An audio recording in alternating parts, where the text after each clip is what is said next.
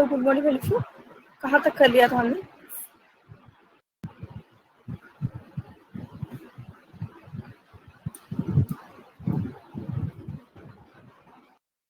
Morning empire I guess खत्म हो गया था, हमने पोस्ट सॉरी गुड आफ्टरनून वेलफू।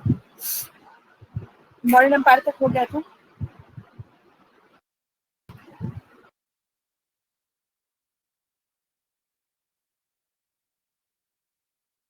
मॉर्निंग एम्पायर तक कर लिया था ना, अब पोस्ट मॉर्निंग से करना है। उसके पहले का कोई डाउट है आपको?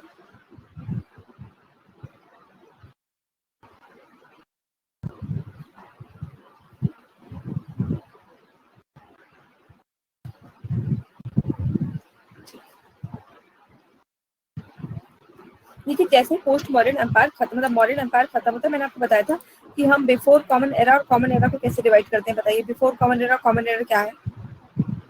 बिफोर कॉमन एरा और एनो डोमिनी, मतलब कहाँ से कहाँ तक के टाइम फ्रेम को बिफोर कॉमन एरा, उसके बाद को कहाँ से एनो डोमिनी कहते हैं। बर्थ ऑफ क्राइस्ट, तो बर्थ ऑफ क्राइस्ट किसको लेके चलते हैं, किस समय को, किस टाइम फ्रेम को कहते हैं, this is birth of Christ. उसके पहले के सारे इवेंट बीसी है और उसके बाद के सारे इवेंट एडी में आते हैं।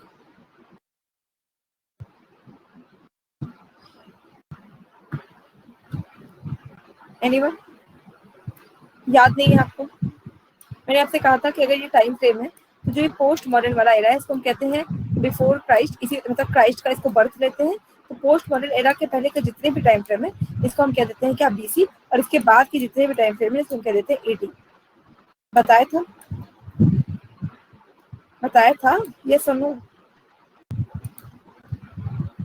तो अब यानी कि हम यहाँ से बात करने जा रहे हैं आपके यहाँ से जो है, यहाँ पे ये है आपका बर्थ ऑफ क्राइस्ट, यानी कि ये जीरो का टाइम, पोस्ट मॉडर्न जीरो का टाइम है, this is the birth of Christ.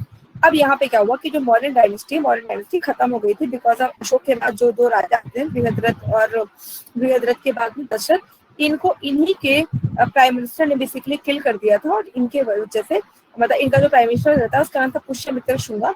Pushyamitra Shunga ने जो लास्ट मॉडर्न एम्पायर था जिसका नाम था एम्परर रहता है, इसका नाम बृहद्रथ था, तो उसकी बेसिकली जब इसने किल कर दिया तो यहाँ से आपका मॉडर्न एरा खत्म हो जाता है। और मॉडर्न एरा जैसे खत्म हो जाता है तो जो इन्होंने कंसोलिडेट करके रखा था, पूरा इंडिया एक करके रखा था, पूरा इंडिया डिफरेंट डिफरेंट फ्रैक्चर्स में टूट जाता है।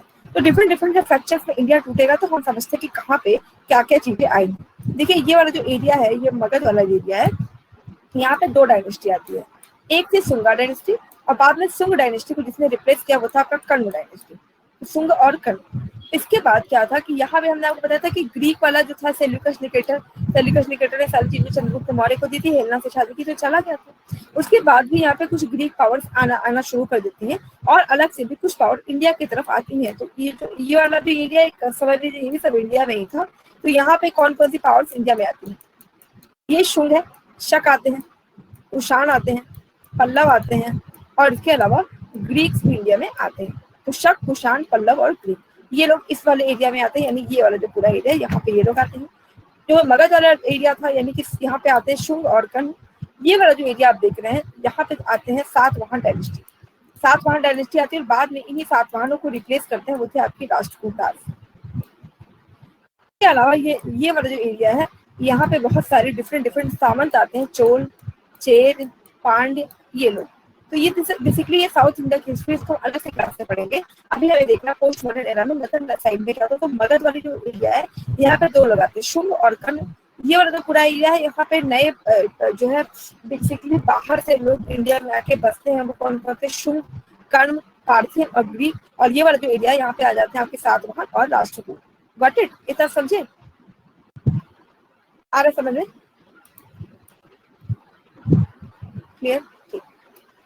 अब समझते हैं सुंग डायनेस्टी के बारे में। सबसे पहले जिसने मौर्यन डायनेस्टी को रिप्लेस किया था वो थे आपके सुंग या सुंग डायनेस्टी। तो सुंग डायनेस्टी का जो फाउंडर था उसका नाम था पुष्यमित्र शुंग। बेसिकली ये जो पुष्यमित्र शुंग थे या सुंगा लोग थे, ऐसा कहा जाता है कि दे आर बेसिकली ब्राह्मण, दे आर नॉट क्षत्रिय। अब यही चीज मॉडर्न के लिए भी कहा गया था कि जैसे चाणक्य की जो बुक है अर्थशास्त्र, उसमें ये बोला गया है कि दे आर क्षत्रिय। वही जो विशाख दत्त की जो बुक है मुद्रा राक्षस, उसमें ये बोला गया क्षत्रिय नहीं है। और तो क्योंकि डिस्प्यूटेड क्वेश्चन है इसीलिए इस पे लेके आपके एग्जाम में क्वेश्चन नहीं पूछे जाएंगे। पर जो शुंगा डायनेस्टी के बारे में ये बोला जाता है कि दिस दे आर बेसिकली ब्राह्मण, ये क्षत्रिय नहीं थे। इन्होंने क्या किया, इनका जो लास्ट रूलर था मतलब मॉडर्न का, उसका नाम था बृहद्रथ। बृहद्रथ की को मर्डर करके, बृहद्रथ को मार के, असैसिनेट करके पुष्यमित्र शुंग ने क्या किया, नई मतलब मगध डायनेस्टी को होल्ड कर लिया। लेकिन मगध डायनेस्टी को होल्ड तो कर लिया, पर ऐसा नहीं था कि वो कंसोलिडेटेड रखा था। यानी मगध डायनेस्टी में मैंने आपको बताया कि डिफरेंट डिफरेंट फैक्चर्स में, जैसा आपको दिखाया कि टूट गई थी, तो यानी कंसोलिडेटेड तो नहीं थी, लेकिन जो मगध वाली पावर है वो बृहद्रथ के हाथ में आ जाती है। और यानी बृहद्रथ ने थ्रोन को होल्ड कर लिया। अब इसके बाद क्या हुआ कि जो ये पुष्यमित्र शुंग है, ये क्या करता था, क्योंकि ये ब्राह्मण थे, इसीलिए ये ब्राह्मण जो ट्रेडिशन थे, ब्राह्मण ट्रेडिशन, उसको ये बहुत ज्यादा सपोर्ट करता था। अब ब्राह्मण ट्रेडिशन क्या होते हैं, जैसे हमने आपका पढ़ा है बुद्धा और जैनास में, बुद्धा एंड जैनास में, तो मतलब वहाँ पे यज्ञ का कंसेप्ट या मतलब पूजा का इस तरह का कंसेप्ट नहीं देखा है, ठीक है। लेकिन इनके में क्या है, इन्होंने क्या किया कि इन्होंने अश्वमेध यज्ञ, यानी कि जो ये ब्राह्मण का होता है ना यज्ञ वगैरह, तो यज्ञ को जो है प्रमोट किया, तो अश्वमेध यज्ञ को इसने बेसिकली प्रमोट किया था। और अश्वमेध यज्ञ का अगर आप कॉन्सेप्ट समझे तो वो क्या होता है, अश्वमेध यज्ञ में ये होता है कि king will assign a horse, वहां पे एक मतलब घोड़े की पूजा की जाती है, और घोड़े की पूजा करके जो किंग है उस घोड़े को छोड़ देंगे, फिर वो जिस एरिया से वो घोड़ा पास होगा, अगर आप उसको जाने देते हैं, उस एरिया का जो रूलर है घोड़े को यानी हॉर्स को जाने देगा बिना पकड़े हुए, तो ये माना जाएगा कि वो जो किंग है वो मतलब एसोसिएटेड या सब्जुगेट हो गया है, जिसने किंग को मतलब जिसने हॉर्स को छोड़ा है।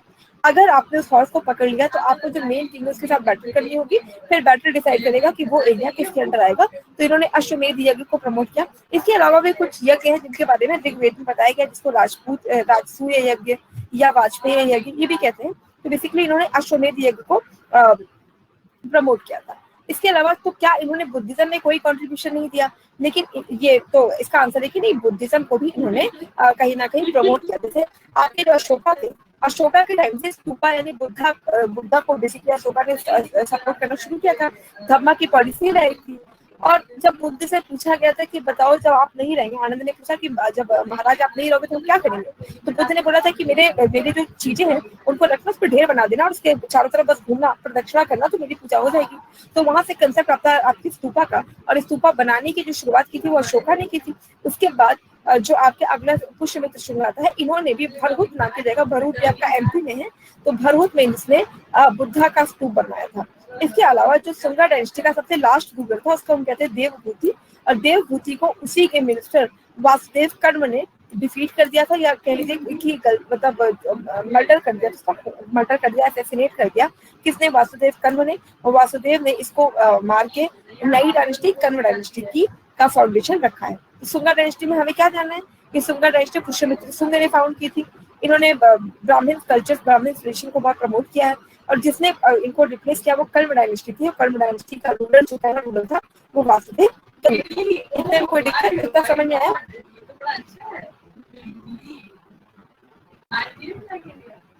इतना क्लियर हुआ? ठीक। अब कर्म डायनेस्टी का देखिए, तो जो कर्मा डायनेस्टी थी बेसिकली ये भी आपकी ब्राह्मण, इनका तो यही कि दे आर ब्राह्मण एक्चुअली। तो इन्होंने कहा जाता है कि जो आपके ऋषि परंपरा है, जैसे वशिष्ठ, विश्वामित्र और ये सारे लोग, इसी तरीके से आपके ऋषि कर्ण भी एक ऋषि थे। तो कहते हैं कि कर्ण ऋषि के ये लोग मतलब घर के या कह लीजिए कर्मा डायनेस्टी की डायनेस्टी से ये लोग बिलोंग करते थे, राइट। अब यहाँ पे क्या है कि इसमें बहुत ज्यादा हमें कुछ नहीं याद रखना है, इसमें कुछ भी ऐसा खास नहीं जो हमें याद रखना है, क्योंकि ये मगध डायनेस्टी के रूलर थे, इसलिए हमें इनके बारे में जानना है। तो पहला जो रूलर है वासुदेव कर्म है, और जो लास्ट रूलर है वो सुसार वर्मन या सुशरमन, इनका जो है लास्ट रूलर था किसका? कर्म डायनेस्टी का। और कुछ भी इसमें ऐसा नहीं कि जिसको आपको याद रखना है। तो बस ये दो बातें हैं, या आई गेस कि आपको याद रहेंगी। अगला आपका सातवाहन डायनेस्टी। सातवाहन डायनेस्टी की लोकेशन जो है वो ये है। अब सातवाहन डायनेस्टी के बारे में हमें यह याद रखना है कि Satavahana dynasty basically they are matriarchal society. Matriarchal मतलब जैसे आपने देखा कि हर जगह पे कहते थे ना, चंद्रगुप्त मौर्य का बेटा बिंदुसार का बेटा अशोक, ये सारी चीजें कही गई है। लेकिन सातवाहन डायनेस्टी के बारे में ऐसा कहा जाता है कि सातवाहन मैट्रियार्कियल था, जहाँ पे मदर की चीजों को होल्ड किया जाता था, मदर की चीजों को आगे बढ़ाया जाता था। इसीलिए ये जो रूलर्स है ये अपनी मदर का नाम अपने नाम के पहले लगाते थे। जैसे एक रूलर था उनका सातकर्णी, उसने अपनी मदर का नाम लगाया था, गौतमी पुत्र सातकर्णी, ठीक है। इसी तरीके से ये इसीलिए बताती है कि जो सोसाइटी है, this society is not patriarchal but matriarchal society. अब यहाँ पे क्या है कि जैसे ही मुगलों मतलब मौर्यों का मॉडर्न डायनेस्टी धीरे धीरे मतलब जैसे मॉडर्न डायनेस्टी का डिक्लिनेशन होता है, मॉडर्न डायनेस्टी के डिक्लिनेशन के बाद जो डेक्कन वाला रूल है, आपको पता है डेक्कन हम किसको कहते हैं? डेक्कन मतलब ये वाला जो पुराने रीजन को कहते हैं दक्कन का पठार या डेक्कन प्लेटू। तो इस डेक्कन प्लेटू में जो नई डायनेस्टी आ जाती है वो आपकी सातवाहन डायनेस्टी थी। सातवाहन डायनेस्टी में जो इनका इम्पोर्टेंट किंग है वो है आपका गौतमीपुत्र सातकर्णी। सबसे जो इम्पोर्टेंट रूल है वो यही है गौतमीपुत्र सातकर्णी, जिसके बारे में हमें पढ़ना है। बेसिकली इसके बारे में जानना क्या है कि देखिए मैंने आपसे कहा कि बहुत सारे फॉरेन पावर भी इंडिया में उस समय आए थे, जिसका हमने आपके कौन कौन थे? शक, कुषाण, पल्लव और ग्रीक। शक, पल्लव, कुषाण और ग्रीक। तो एक शक रूलर था जिसका नाम था नहपान। शक रूलर था नहपान, और गौतमीपुत्र सातकर्णी ने उस शक रूलर नहपान को क्योंकि क्या किया था? डिफीट किया था। जब वो वेस्टर्न इंडिया में आके एनेक्स करने की कोशिश कर रहा था तो आपके जो ये गौतमीपुत्र सातकर्णी उसने इसको डिफीट कर दिया था। इसलिए जो आपका सातवाहन डायनेस्टी उसका हम इम्पोर्टेंस समझ सकते हैं, क्योंकि इन्होंने क्या किया था कि एक बाहरी पावर को डिफीट किया था। और इसके अलावा इसने क्या किया, इसकी वजह से क्योंकि एक थोड़ा सा ब्रेव था, सका रूलर को डिफीट कर दिया था, तो कहीं ना कहीं जो इसका रूल है वो कृष्णा नदी से लेके पूरा गोदावरी तक जाता है। यानी पूरा का पूरा ये जो आप महाराष्ट्र वाला रीजन देख रहे हैं, इस पूरे एरिया पे सातवाहन पावर रहती है। लेकिन जो सातवाहन पावर है ऑल इतनी पावरफुल थी, फिर भी बहुत ज्यादा दिनों तक पावर में नहीं रह पाती है। बहुत जल्दी ही ये सातवाहन पावर्स को आपके जो चालुक्य पावर थी और राष्ट्रकूट पावर थी, इन्होंने इसको रिप्लेस कर दिया था। ठीक, और इसमें कुछ भी नहीं है। सातवाहन का जो है उन्होंने अपनी कैपिटल प्रतिष्ठान, जिसको अभी प्रेजेंट टाइम में औरंगाबाद कहते हैं, वहां पे अपना जो है इन्होंने क्या बनाया था? कैपिटल बनाया था। बाकी क्या हमें याद रखना है कि सातवाहन किसके बारे में ये याद रखना है कि सातवाहन का जो मेन इंपॉर्टेंट किंग है वो गौतमीपुत्र सातकर्णी है, और सातकर्णी ने नेपाल जो शका रूलर था नेपाल उसको डिफीट किया था, और कृष्णा रिवर से लेकर गोदावरी रिवर तक अपना जो पूरा टेरिटरी को एक्सपेंड किया था। और इनकी जो कैपिटल है वो प्रतिष्ठान थी, जिसको अभी के टाइम में हम औरंगाबाद कहते हैं। याद रहेगा? याद रहेगा इतना? कोई दिक्कत इसमें?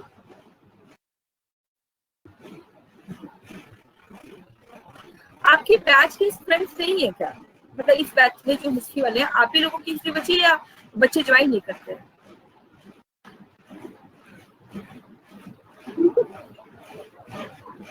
Are you aware of this things?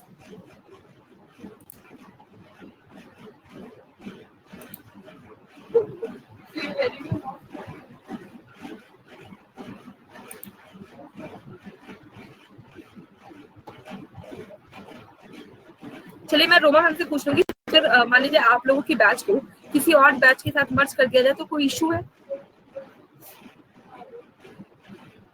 मतलब जो दूसरी बैच उसके साथ ही डाल दें, कोई इशू?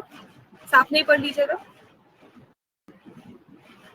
क्योंकि आपका हार्डली मतलब परसों तक आपकी एंशिएंट हिस्ट्री खत्म हो जाएगी। तो आपको मतलब किसी के साथ डाल देते हैं तो दोनों का साथ साथ हो जाएगा। मतलब दो लोगों को करने के बाद फिर उसके बाद फिर नई बैच के साथ मर्ज करने से अच्छा है कि एक साथ ही उन लोगों का हो जाए सबका।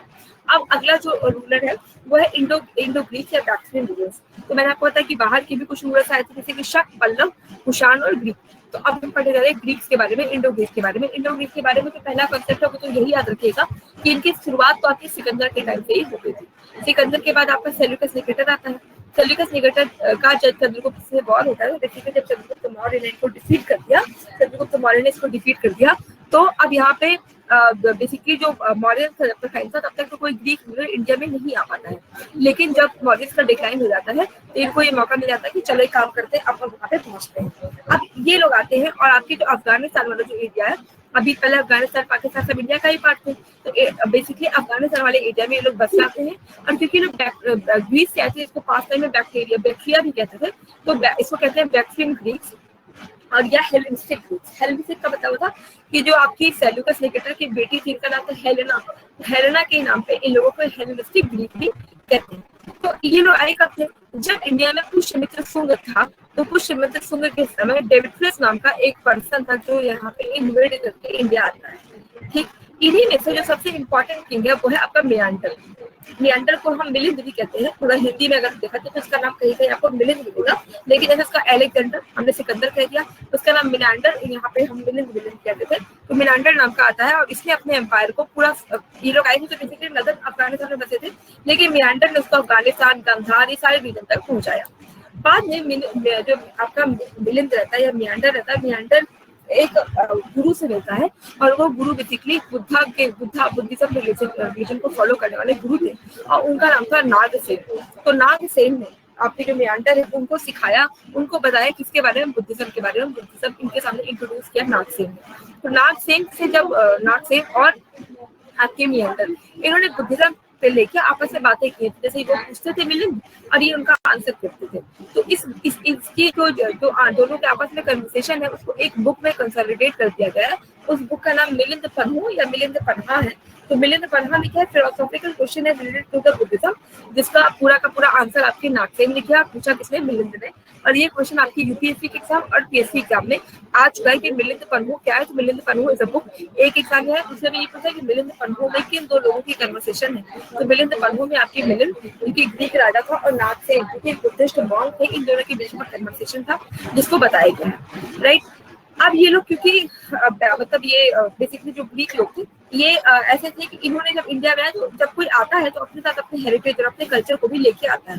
तो इन्होंने इंडिया में जिस आर्ट को लेके आए तो उसको हम हेलेनिस्टिक आर्ट कहते हैं। हेलेनिस्टिक आर्ट का ग्रीक में जिस तरह की पेंटिंग्स वगैरह बनते थे उस हिसाब से पेंटिंग बनाने को कहते हैं हेलेनिस्टिक आर्ट। इन्होंने वेस्टर्नाइट्स यानी हिंदू धर्म को भी कहीं ना कहीं एम्ब्रेस किया, हिंदू धर्म को भी बढ़ावा दिया। और हिंदू धर्म को बढ़ावा देने के लिए एक गरुड़ पिलर है कहाँ पे, बेस नगर में। उस गरुड़ पिलर को बेसिकली इसने बनवाया था, किसने, आपकी ग्रीक एम्बेसडर ने। ग्रीक एम्बेसडर ने इसको भी बनवाया था। और इसके अलावा मियांडर लोगों ने जब मतलब जैसे मियांडर की ड्रेस जाती है तो धीरे धीरे ग्रीक इन्फ्लुएंस इंडिया से कम जाता है। अब इसमें हमें याद क्या रखना है कि जब लोग ग्रीक लोग यहाँ पे आए थे तो हमारे यहाँ पे जो स्टाइल ग्रीक्स ने इंट्रोड्यूस कराई वो है अपनी गांधार स्टाइल या गांधार स्टाइल ऑफ आर्किटेक्चर। और जो इंडिया में पहले से चल रही थी वो थी आपकी मथुरा स्टाइल ऑफ आर्किटेक्चर। मतलब इंडियंस जो प्रैक्टिस करते हैं उसको मथुरा स्टाइल ऑफ आर्किटेक्चर कहते हैं और जो ये लोग यहाँ पे लेके आए इसको कहते हैं गांधार स्कूल ऑफ आर्किटेक्चर। अब इसमें याद देखिए दो तीन चीजें पर समझ लीजिए तो आपको याद रहेगा। दोनों ही स्टाइल में, चाहे आप मथुरा की बात करें चाहे गांधार की बात करें, दोनों में ही बुद्धा की अलग अलग मूर्तियां बनाई गई हैं। तो जो ग्रीक यानी गांधार स्टाइल में जो आपका मूर्तियां बनाई गई है वो ग्रे सैंडस्टोन से बनाई गई है, यानी भूरे रंग के जो पत्थर होते हैं उनसे बनाई गई है। वही मथुरा की बात किया जाए तो मथुरा में जो बुद्धा की स्टैचू बनी है वो रेड डॉटेड स्टोन यानी लाल बलुआ पत्थर से जो है वो मूर्तियां बनाई गई। अब जो ये लोग ग्रीकों ने बुद्धा की मूर्ति बनाई है वो बिल्कुल इनके गॉड है जिनका नाम है अपोलो। तो बिल्कुल अपोलो की जैसे दिखने वाले गॉड की मूर्ति बनाई है। अब अपोलो की तरह दिखते तो बड़ी सुंदर सी, ये बड़े सुंदर से बुद्धा मुस्कुरा रहे, उसमें जो बुद्धा की वो माउस्टेच भी दिखाई गई है। उनके जो बाल है वो बहुत कर्ली से दिखाई गए, उनको बहुत सारे ज्वेलरी से बना हुआ दिखाया गया, भरा हुआ ज्वेलरी पहने हैं, मतलब सो मच ऑफ लग्जरी दिखाई गई। लेकिन वही मथुरा की बात करें तो मथुरा में जो बुद्धा की मूर्तियां बनी है यानी रेड डॉटेड स्टोन में जो इंडियंस ने बनाई है उसमें बुद्धा को बेसिकली ध्यान करते हुए दिखाया गया कि बुद्धा ध्यान कर रहे हैं, क्रॉस लेग करके बैठे हुए हैं, ठीक है। उसके बाद उनके लंबे कान दिखाए गए हैं, जो हेयर सिर्फ कर्ली नहीं बल्कि वहां पे वो जो बनता है ना जूड़ा, वो जूड़ा बना के वो खड़े हुए हैं। उनके जो कपड़े हैं जो मथुरा में दिखाए वो ड्रेपरी पड़ी हुई है कपड़ों में, ठीक है। तो इस तरीके से जो मथुरा स्कूल ऑफ स्टाइल है वो बेसिकली इंडिया में पहले से प्रिवलेंट था। जब ग्रीक लोग आते हैं तो वहाँ पे इन्होंने गांधार स्कूल ऑफ स्टाइल लेके आते हैं, Gandhara school of style of architecture, जिससे बुद्धा की जो मूर्ति है वो ग्रे स्टोन पे बनाई गई है। याद रहेगा आपको? कोई दिक्कत?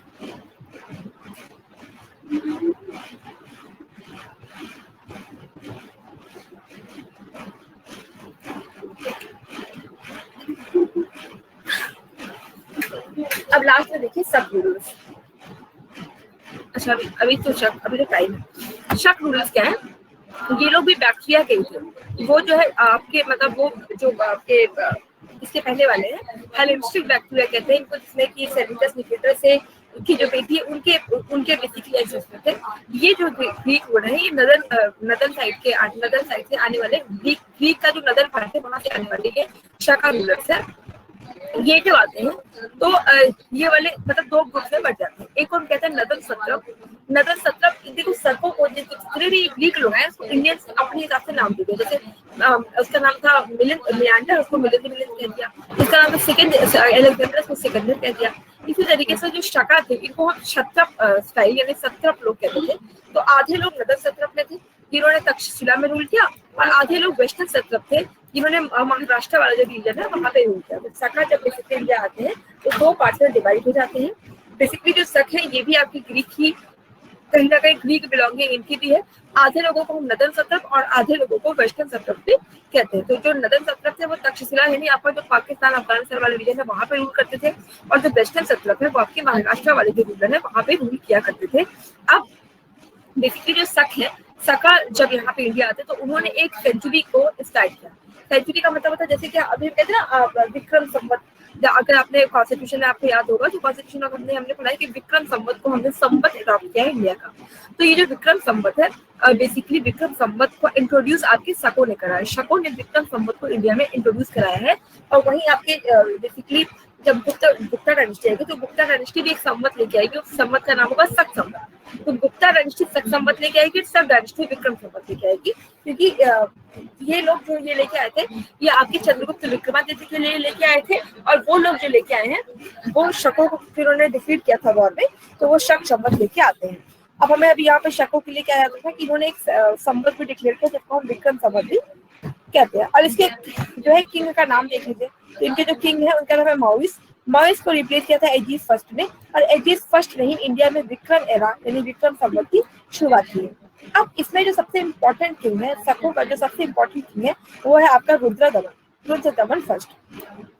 रुद्रदमन फर्स्ट ने क्या किया, जो सुदर्शन लेक आपके चंद्रगुप्त मौर्य ने बनवाई है, आपके पहले क्लासेस में हमने पढ़ा है कि सुदर्शन लेक बेसिकली किसने बनवाई थी, तो चंद्रगुप्त मौर्य ने। इस सुदर्शन लेक को इसने रिपेयर कराया था, ठीक है। सुदर्शन लेक को रिपेयर कराने के काम आपके रुद्रदमन ने किया था। इसके अलावा इसका कुछ इंस्क्रिप्शन जैसे अशोका के कुछ इंस्क्रिप्शन मिलते हैं अलग अलग जगह पे, ऐसे इसने भी कुछ अपने इंस्क्रिप्शन छोड़ के रखे हैं जो हमें गुजरात की गिरनार मतलब जूनागढ़ गिरनार वाला जो जगह है वहां से हमें इसके बहुत सारे इंस्क्रिप्शन देखने को मिलते हैं। तो अभी तक हमने कौन कौन से पढ़ लिए हैं, हमने सबसे पहले पढ़ा कि पोस्ट मॉडर्न एरा के बाद जो है बहुत सारे पार्ट्स में इंडिया बढ़ जाता है। यहाँ पे आते हैं शुंग और कनु, यहाँ पे आते हैं शक कुषाण पार्थेन और ग्रीक, और इस वाली जगह पे आते हैं सातवाहन राष्ट्रकूट, तो यहाँ पे आते हैं चोल चेर पाली। इतने थे जिसमें हमने सुंगा डायनेस्टी को समझा, कण्व डायनेस्टी को समझा, सातवाहनों को देख लिया, बैक्ट्रियन में इंडो ग्रीक को देखा, शकों को देखा। इतने में कोई समस्या कहीं?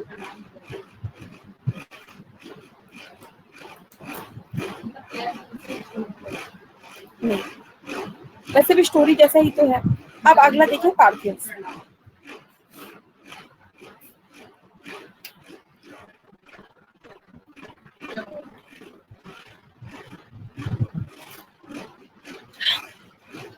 तो बेसिकली जो पार्थियंस है कहते हैं इनका कनेक्शन था, कल्चरल कनेक्शन था शकों के साथ। कल्चरल कनेक्शन का मतलब जैसे शादी हो जाना मैट्रिमोनियल लाइन से, या कुछ ऐसे फेस्टिवल जो ये लोग साथ साथ मनाते थे। तो पार्थियंस का प्री कनेक्शन था, प्री कल्चरल कनेक्शन हमेशा से शकों के साथ था, इसीलिए हम इनको एक ग्रुप में शक पल्लव कहते हैं। मतलब और तो दोनों थे डिस्टिंक्ट, दोनों अलग अलग थे, लेकिन हम इनको एज अ ग्रुप शक पल्लव भी कहते हैं। इनका क्या है, कल्चरल कनेक्शन था, जो शक है इनका कल्चरल कनेक्शन था, बट इनको एज अ ग्रुप शक पल्लव भी कहते हैं।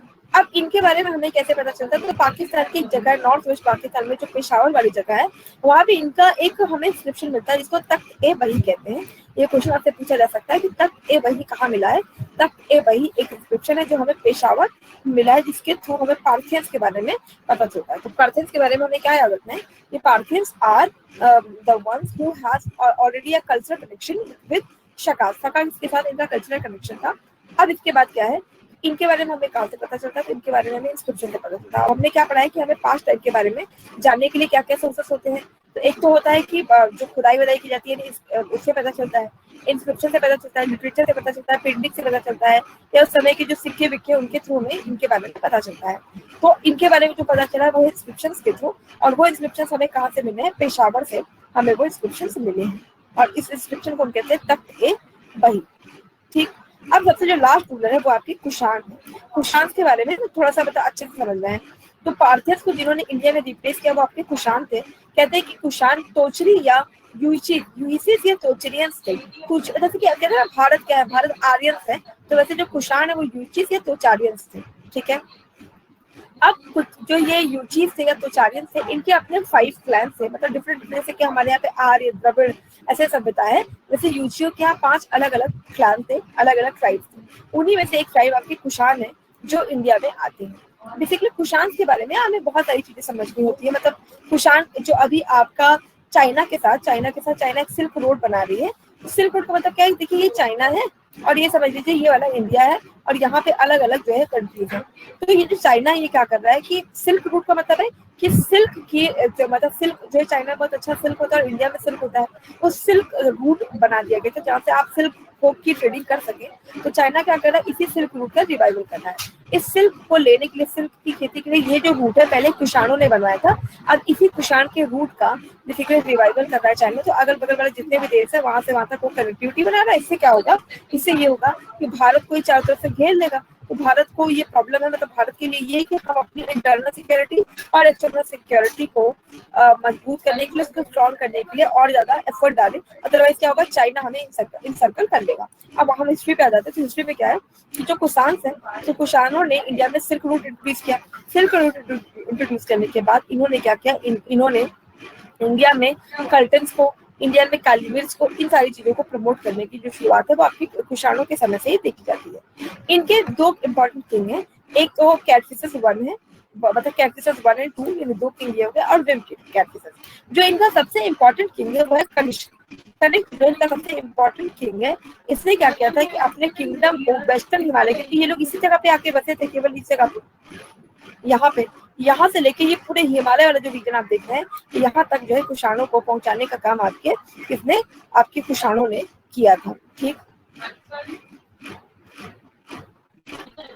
अब इन्होंने और जो इम्पोर्टेंट काम किया है वो है बुद्धिज्म को, तिब्बत वाला, जो तिब्बत और चाइना और सेंट्रल एशिया में। तो आपको पता है कि अशोका ने बेसिकली बुद्धा को प्रमोट करने में बहुत सारे, श्रीलंका, साउथ कोरिया, यहाँ पे थाईलैंड, वहाँ पे जो बुद्धिज्म को प्रमोट करने का काम किया है वो आपके अशोका तक लेके गया है। उसके बाद कुषाणों ने भी बुद्धिज्म को तिब्बत, चाइना और सेंट्रल एशिया में ले जाने का काम आपके कुषाणों ने किया, जिन्होंने बुद्धिज्म को तिब्बत, चाइना और सेंट्रल एशिया तक पहुंचाया है। तो इतना क्लियर हुआ। तो हमने क्या देखा कि ये पोस्ट मॉडर्न एरा है, यानी मॉडर्न जब इंडिया में डिक्लाइन कर गए, तो मॉडर्न की डिक्लिनेशन के बाद छोटे छोटे बहुत सारे मतलब ग्रुप्स का इमरजेंस हुआ था इंडिया में, जिसमें शक, पल्लव, कुषाण और ग्रीक्स तो इस एरिया में थे। यहाँ पे और शुंगा और कन्वा थे। इस वाला जो एरिया जहाँ पे वेयर आई एम पॉइंटिंग, यहाँ पे क्या है आपके, यहाँ पे आपके सातवाहन है। सातवाहनों ने जिसको रिप्लेस, सातवाहनों को जिन्होंने रिप्लेस किया वो राष्ट्रकूट थे। फिर साउथ इंडिया में हम देखेंगे चोल, चेर, पांड्य और आपके बहमनी और विजयनगर एम्पायर के बारे में। इतनी बातें हमने कर ली, इसमें आपको किसी कोई डाउट है, इतना याद रहेगा? तो चलिए क्वेश्चन बताइए, who among the following assassinated the last modern king Brihadratha? A. Which of the following era is used by the government of India? अगला, who introduced the Satrap system in the administrative setup? Sakas. Anmol, you?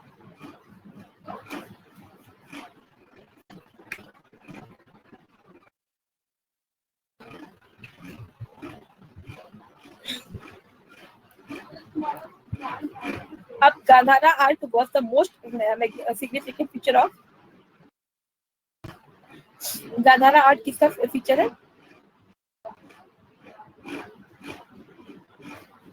बताइए? नहीं, कुषाण का है। अभी तो आपको बताया कि जो है जो आपकी ये है मतलब शक, पार्शियन, कुषाण और पल्लव, इन्होंने, ये लोग ग्रीक से हैं, ग्रीक ओरिजिन थे। तो ग्रीकों ने जो इंडिया में इंट्रोड्यूस किया था वो गांधार स्टाइल था, और जो हमारे इंडिया में पहले से चल रहा था वो मथुरा स्टाइल था। तो गांधार स्टाइल में भी और यह मथुरा स्टाइल, दोनों में बुद्धा की मूर्तियां बनाई गई थी।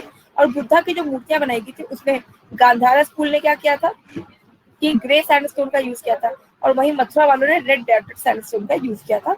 उसी के बेसिस पे, उन्हीं स्टाइल से हम क्या करते हैं, उसी स्टाइल पे बेसिकली आपके ये देखा जाता है कि how the culture has intermingled between these two. उनके वाले को कहते हैं गांधारा स्कूल ऑफ आर्ट, और यहाँ वालों को कहते हैं मथुरा स्कूल ऑफ आर्ट। याद रहेगा?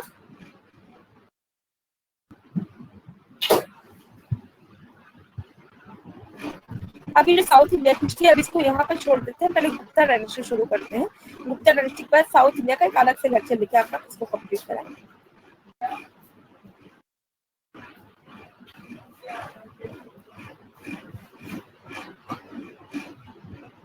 देखिए अब जैसे हम पढ़ते हैं गुप्ता डायनेस्टी, तो गुप्ता डायनेस्टी के लिए या गुप्ता एम्पायर के लिए, इसका मतलब ये है कि पोस्ट मॉडर्न टाइम में जो ग्रुप डिफरेंट पार्ट्स में टूट गया था, अगेन वो गुप्ता डायनेस्टी में फिर से कंसोलिडेट होता है। यानी गुप्तों ने फिर से, गुप्ता डायनेस्टी के जो किंग्स, उन्होंने फिर से पूरे इंडिया को कंसोलिडेट कर दिया, इसीलिए गुप्ता फिर से एम्परर है।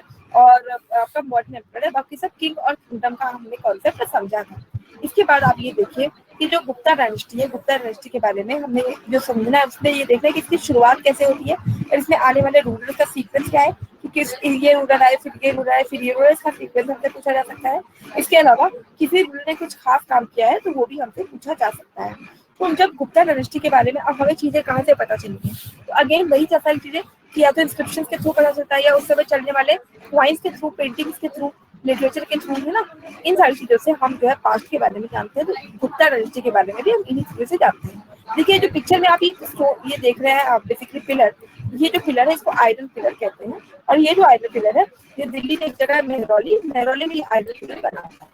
कहते हैं ये आयरन पिलर मतलब आयरन का बना है, मतलब ऐसे देखते हैं लोहे का बना हुआ ये पिलर है, लेकिन आज तक इसमें मतलब जो जंग वाला था ना, जंग लग जाता है लोहे में, इस तरह का कोई भी जंग आपके इस वाले मतलब पिलर में नहीं लगी हुई है। और इस वाले की मतलब पिलर को अगर आप थोड़ा सा जूम करके देखें तो अब इसमें पिक्चर में तो नहीं दिखेगा, आप गूगल करके देखेंगे, इसमें चंद्र लिखा हुआ, चंद्र, ठीक है, CHANDR, चंद्र लिखा हुआ, जिसको पढ़ के क्योंकि इनका जो रूलर है वो चंद्रगुप्त है, तो ये माना जा रहा था कि जरूर मतलब गुप्ता डायनेस्टी के किसी किंग ने इसको बनवाया है।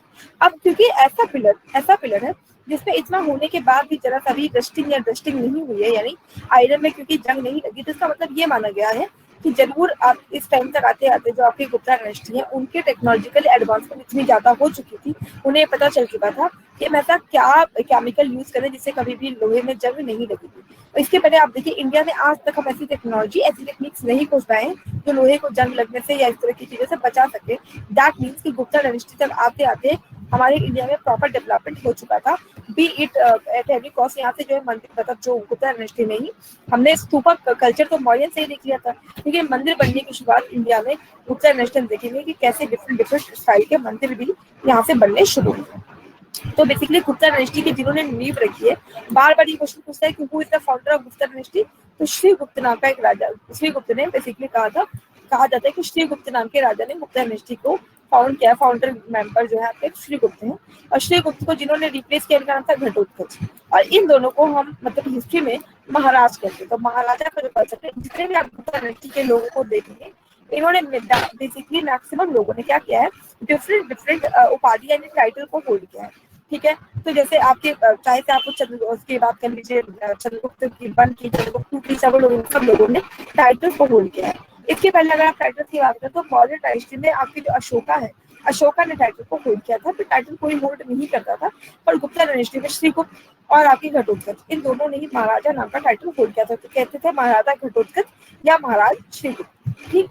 अब अगला जो किंग है वो है आपका चंद्रगुप्त फर्स्ट। चंद्रगुप्त फर्स्ट ने जो टाइटल होल्ड किया उसको कहते हैं महाराजा धिराज। इसे कहने का मतलब था मैं महाराज नहीं हूँ, मैं बहुत सारे महाराजाओं का भी महाराजा हूँ। तो चंद्रगुप्त फर्स्ट ने महाराजा धिराज की टाइटल होल्ड की।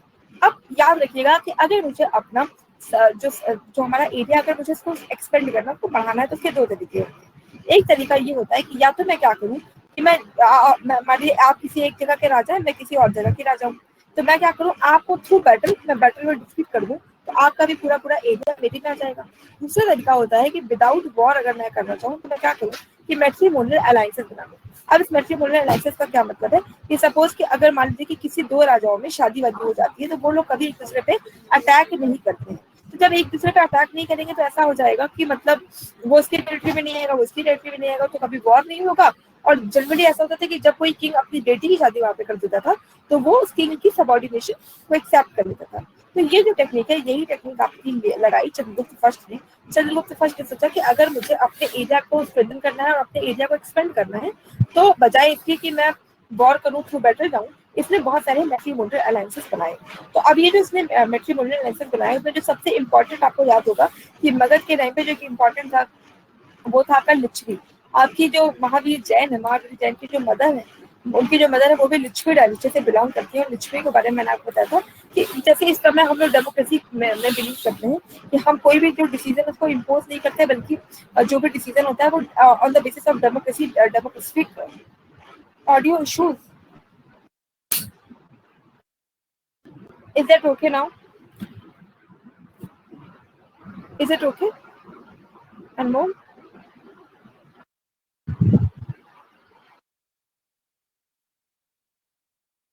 तो थ्रू डेमोक्रेटिक अलायंसेस बेसिकली इन्होंने इस चीज को किया था। थ्रू डेमोक्रेटिक अलायंसेस इसने क्या किया था कि अपने एरिया को एक्सपेंड किया था, पूरे इंडिया मतलब उसने एक्सपेंड किया था। और इसीलिए कुमार देवी नाम की जो प्रिंसेस लिच्छवी की प्रिंसेस थी, तो कुमार देवी से इनका जो बेटा होता है उसका नाम इन्होंने रखा था आपका समुद्रगुप्त।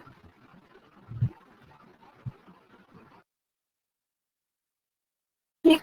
अब इसके बाद इसी ये जो पिलर है, ये जो पिलर है इसी से एसोसिएट करके देखा जाता है, सब माना जाता है कि जो ये वाला जो पिलर है ये आपके चंद्रगुप्त फर्स्ट ने ही बनवाया हुआ है। इसीलिए कहा जाता है कि चंद्रगुप्त मतलब चंद्रगुप्त फर्स्ट को सबसे इम्पोर्टेंट किंग माना जाता है, किसका गुप्ता रूलर का सबसे इम्पोर्टेंट किंग माना जाता है चंद्रगुप्त फर्स्ट को, बिकॉज इन्होंने बैटल भी नहीं किया और मैक्सिमम एरिया का एक्सपेंशन भी किया हुआ है। राइट, तो इतना याद रहेगा चंद्रगुप्त फर्स्ट के बारे में। चंद्रगुप्त फर्स्ट को जिसने रिप्लेस किया वो था आपका समुद्रगुप्त, जो चंद्रगुप्त मौर्य का सॉरी चंद्रगुप्त का बेटा था। चंद्रगुप्त फर्स्ट का जो बेटा है वो है समुद्रगुप्त। समुद्रगुप्त ने क्या किया, समुद्रगुप्त को कहते हैं Napoleon of India. Napoleon of India का मतलब क्या है कि फ्रांस में आपको पता होगा कि किंग था जिसका नाम था नेपोलियन बोनापार्ट। उस नेपोलियन बोनापार्ट ने दूर दूर तक मतलब बहुत सारे देशों को अपने अंडर अपने सबऑर्डिनेट कर लिया था। इसी तरीके से समुद्रगुप्त, क्योंकि उससे पहले तक इंडिया में इस तरीके की पॉलिसी किसी की नहीं रही एक्सेप्ट अशोक का, तो समुद्रगुप्त ने भी क्या किया था कि साउथ तक नॉर्थ तक हर जगह तक धीरे धीरे इंडिया को एक्सपेंड कर लिया था, फैला दिया था। इसीलिए जो समुद्रगुप्त है इनको इंडिया का नेपोलियन भी कहते हैं। ठीक, तो समुद्रगुप्त कौन है, तो Samudragupta was the son of Chandragupta first, Chandragupta first का बेटा है। और बेसिकली जो आपका समुद्रगुप्त है, क्योंकि इसने भी अपने एरिया को बहुत दूर तक एक्सपेंड किया था, इसलिए हम इसको इंडिया का बोनापार्ट या नेपोलियन बोनापार्ट भी कहते हैं। अब बेसिकली जो आपका समुद्रगुप्त है इनके बारे में हमें पता कैसे चलता है, तो समुद्रगुप्त के बारे में हमें पता चलता है थ्रू इंस्क्रिप्शन। इसके भी डिफरेंट डिफरेंट जगह पे इंस्क्रिप्शन मिले हैं। तो जो इनका मेन इंस्क्रिप्शन है वो है इलाहाबाद। इलाहाबाद में एक जगह है जिसका नाम है समुद्रकूप। समुद्रकूप का मतलब क्या है कि वहां पे वो जो वाटर है वो मतलब पूरा का पूरा वाटर समुद्र के मतलब ओशन वाटर जैसा टेस्ट देता है। तो उसको ये समझ में नहीं आता कि इस पूरी जगह में, क्योंकि गंगा यमुना जैसे रिवर्स है, तो वहां पे ये खारा वाटर कहाँ से है, तो उस जगह को हम समुद्रकूप कहते हैं।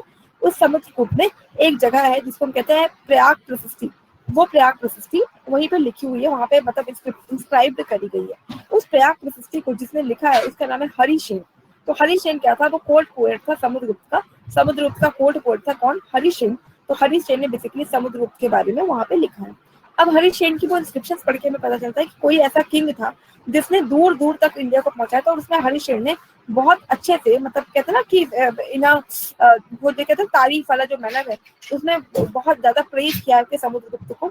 और उसने बताया कि हमारा जो किंग है वो इतना ग्रेट था कि उसने दूर दूर तक इंडिया को एक्सपेंड किया। उसमें उन्होंने ये भी बताया कि जो समुद्रगुप्त है वो आर्ट लवर भी है, वो वीणा भी बजाते हैं। तो सारी बातें उसने बताई समुद्र के बारे में।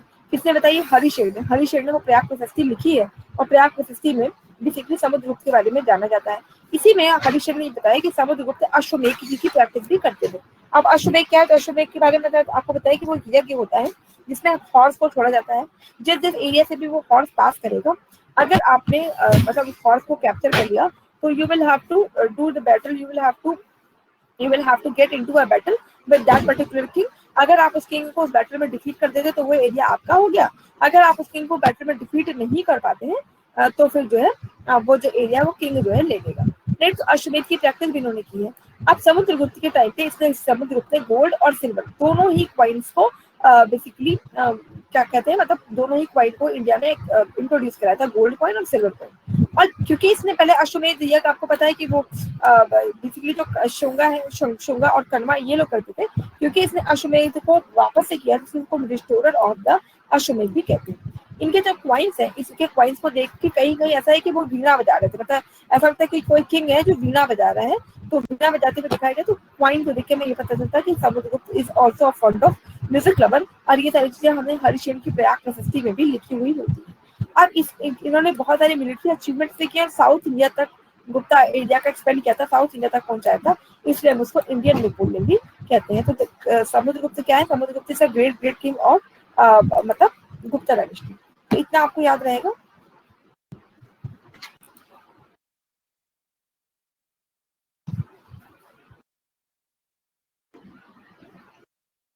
कोई दिक्कत इतने में?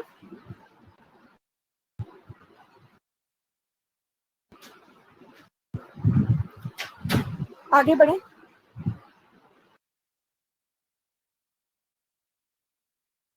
अब जो समुद्रगुप्त को जिसने रिप्लेस किया वो आपका चंद्रगुप्त सेकंड। जिसको चंद्रगुप्त विक्रमादित्य भी कहते हैं। तो जब चंद्रगुप्त बेसिकली जब समुद्रगुप्त का डिक्लिनेशन होता तो उनका जो बेटा था चंद्रगुप्त सेकंड ने उनको रिप्लेस किया, और चंद्रगुप्त सेकंड ने जो टाइटल होल्ड किया वो था आपका विक्रमादित्य का टाइटल इसने होल्ड किया है। अब ये जो चंद्रगुप्त सेकंड है, चंद्रगुप्त सेकंड को सबसे ज्यादा इंपॉर्टेंट थिंग माना जाता है आपके इसका गुप्ता डायनेस्टी का। क्यों? क्योंकि इसने जो है पावर को स्ट्रेंथन किया, लेकिन दोनों बेसिस पे। एक तो इसने मैट्रिमोनियल अलायंसेस से बनाए, ये भी शादीवादी भी की, और दूसरा इसने बहुत सारे बैटल भी लड़े हैं। तो बेसिकली जो चंद्रगुप्त सेकंड है, इनकी जो शादी होती है वो एक नागा प्रिंसेस थी, नागालैंड वाला जो एरिया वहाँ की प्रिंसेस थी जिनका कुबेर नागा नाम था। तो सॉरी सेंट्रल इंडिया जो मतलब ये आपका एमपी वाला जो रीजन है, एमपी महाराष्ट्र वाला रीजन, वहाँ की नागा प्रिंसेस थी कुबेर नागा, उनसे इनकी शादी होती है।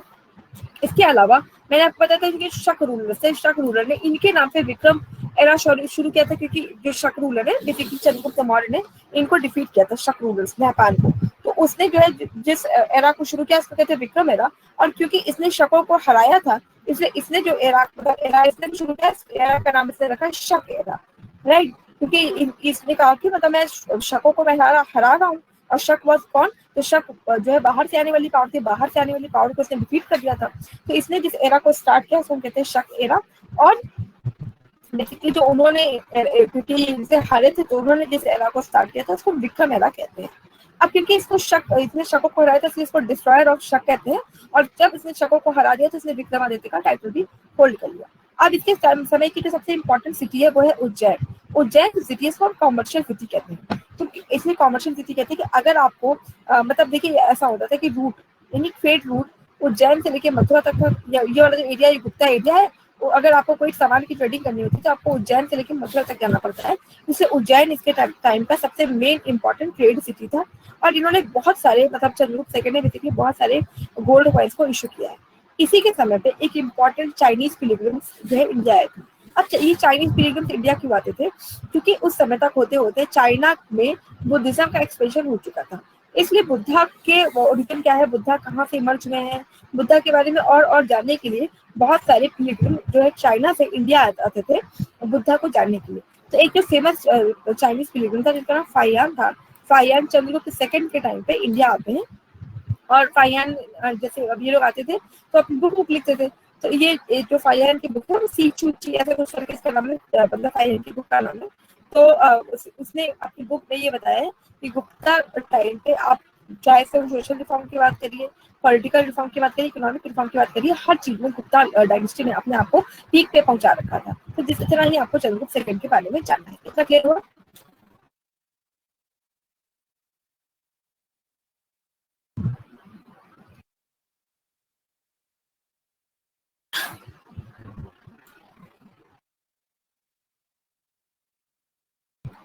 अब आपका है कुमारगुप्त।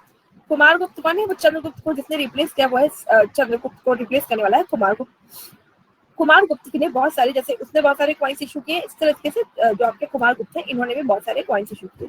इसलिए और उसके अलावा कुमारगुप्त के बारे में जो सबसे इंपॉर्टेंट चीजें हैं वो ये जानना है कि कुमारगुप्त ने बहुत सारे इंस्क्रिप्शन लिखवाए। उसने अशोका की तरह जगह जगह में बहुत सारे इंस्क्रिप्शन लिखवाए, और जिसमें वो जो भी ऑर्डर उसको पब्लिक को देना होता था या पब्लिक को कोई भी मैसेज देना होता था वो थ्रू इंस्क्रिप्शन से दिया करता था।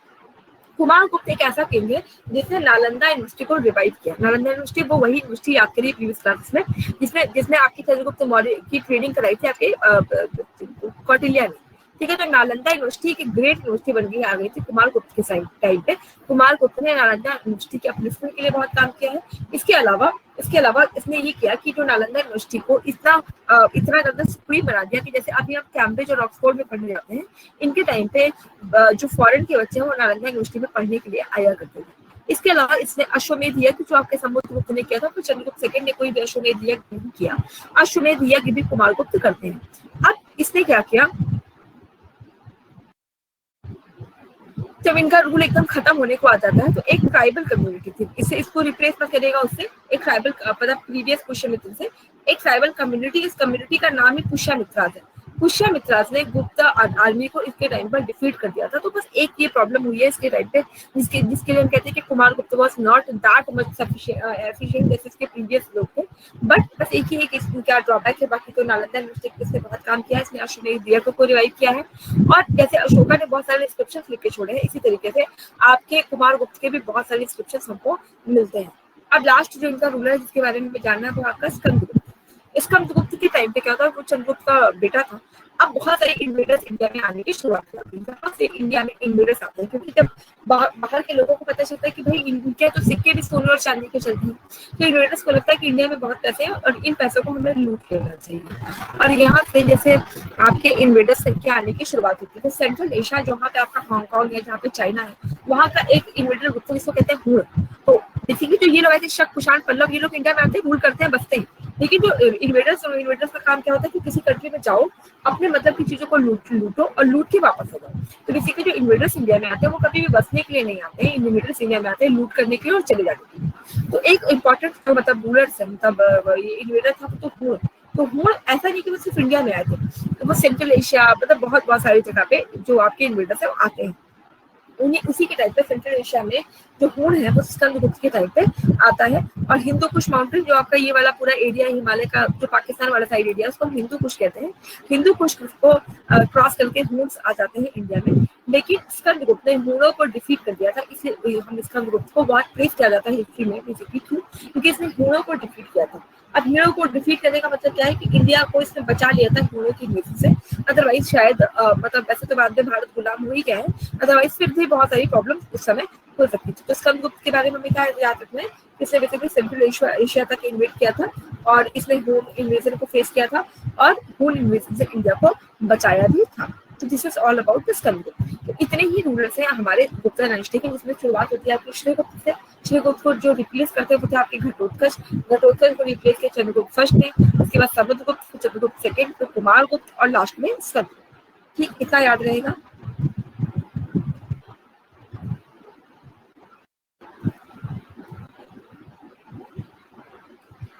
तो बताइए अब जो है कुछ इंपॉर्टेंट क्वेश्चन अगर मैं आपसे पूछूं तो बताइए गुप्ता डायनेस्टी को अगर सीक्वेंस आपको लगाना है तो सबसे पहले कौन सा किंग, फिर कौन सा किंग, फिर कौन सा king, can you name?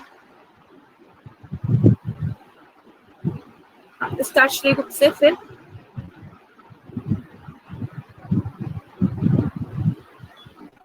Ghatotkacha, फिर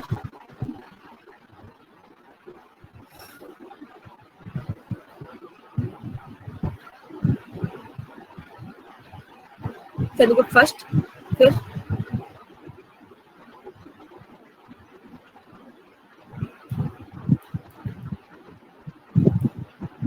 समुद्रगुप्त अगेन, फिर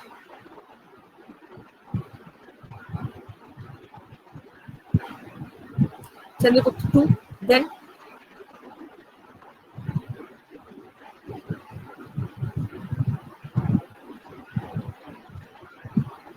कुमारगुप्त, फिर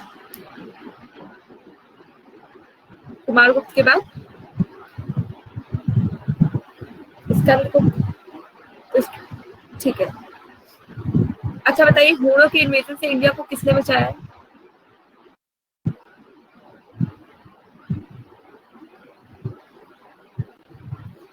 सुदर्शन लेक को किसने उसका रिपेयरिंग कराई थी? सुदर्शन लेक की रिपेयरिंग किसने कराई है?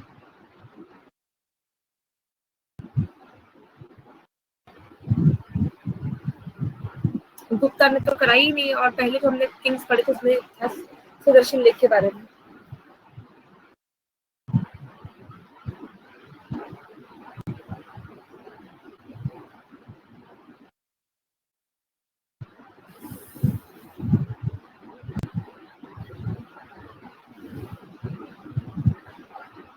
गुप्ता में नहीं है, इसके पहले हमने पढ़ा था सुदर्शन लेक के बारे में। चलिए इसको खोज के बताइएगा। ये बताइए कि किसको हम जो है ये बोलते हैं इंडियन नेपोलियन किसको बोलते हैं?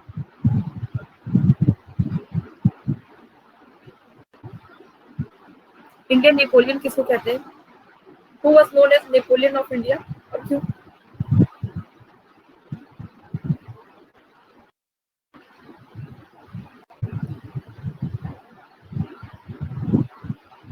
Samudragupta, very good.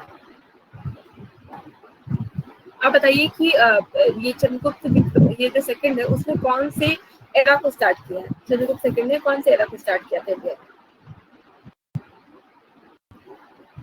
शक एरा। और शकों ने कौन सा एरा स्टार्ट किया है?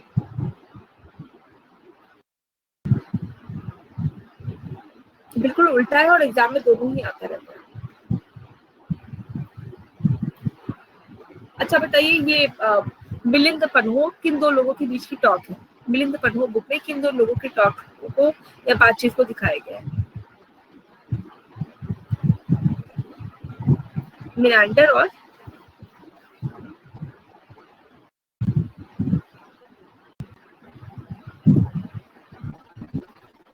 जेंडर नेम मियांडर और नागसेन। नागसेन कौन थे? हाँ, हु वाज नागसेन? नागसेन कौन थे? बुद्धिस्ट मॉन्क था। अच्छा, मॉडर्न डायनेस्टी को जिसने रिप्लेस किया वो कौन सी डायनेस्टी थी? Which dynasty has replaced the मॉडर्न्स?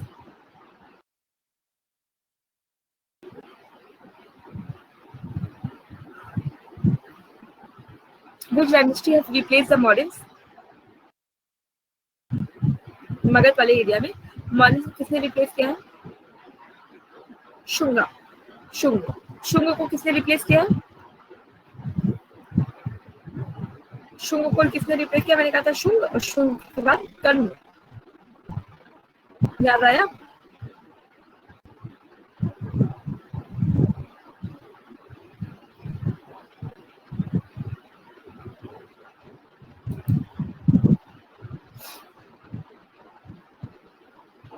तो चलिए आज की क्लास को यहीं पे सबमिट करते हैं। कल जो इम्पोर्टेंट पॉइंट है इसका गुप्ता का वो खत्म कर लेंगे। परसों आपका ये एशियंट वाला पूरा पार्ट खत्म हो जाएगा। ठीक, तो thank you so much guys and all the best for the day.